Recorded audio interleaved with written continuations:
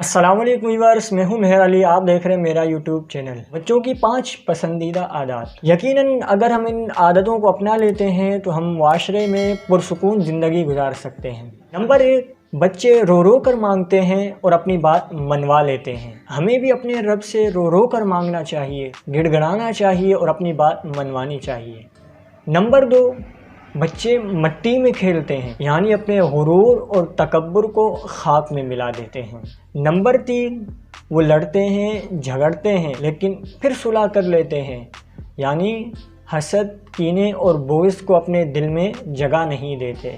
Number 4, जो मिल जाए वो खा लेते हैं और खिला लेते हैं, लेकिन ज़्यादा जमा करने और ज़ख़ीरा करने की हिर्स नहीं रखते।